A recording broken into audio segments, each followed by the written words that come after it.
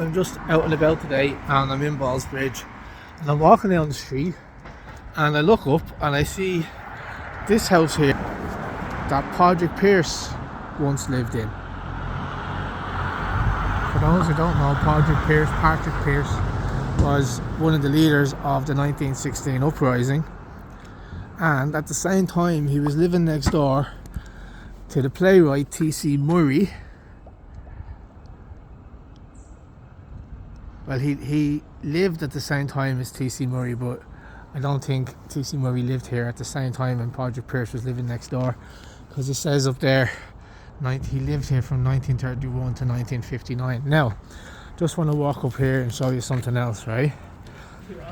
Look at this. This is the house that W.B. Yeats was born in, and isn't that interesting? I'll keep my eye out. If anything else comes up, I will surely document it and let you know.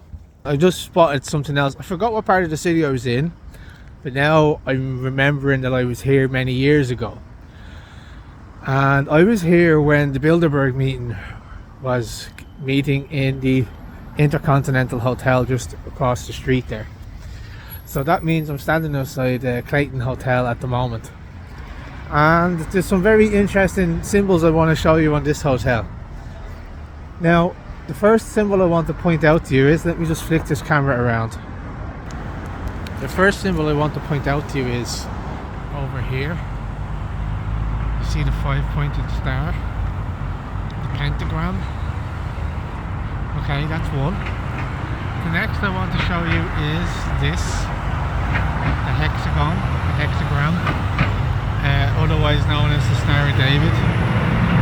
Very powerful magical symbol because it symbolizes the coming together of the male and female principles of the universe. And what's this? Oh, does anyone recognize that symbol? That's the Freemasons symbol, the symbol of the Masons.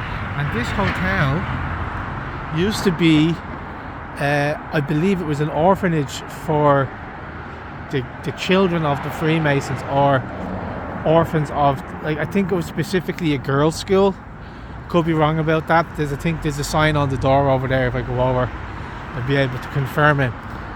But yeah, this is on our doorstep in Dublin City.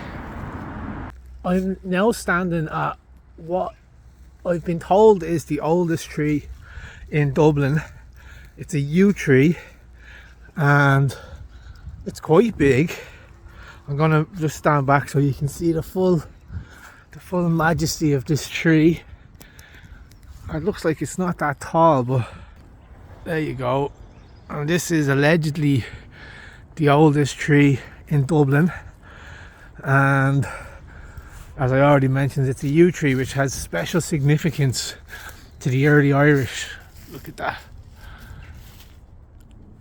Because apparently if you ate the bark, well, no, the only animal that could eat the bark was the deer, because the bark is poisonous. And you see a lot of these trees growing in graveyards.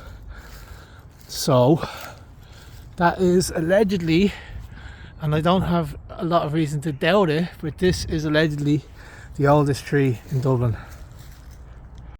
This is a tree that's just beside the oldest tree in Dublin, and I'm just fascinated by how it grew and like twisted. It's all twisted. It looks quite interesting.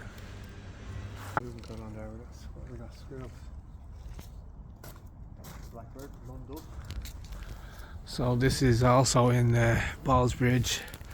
It's the old entrance to Simon's Court Castle that I'm reliably informed was sacked by the O'Byrne clan, and that's a clan that maybe I'm getting told here.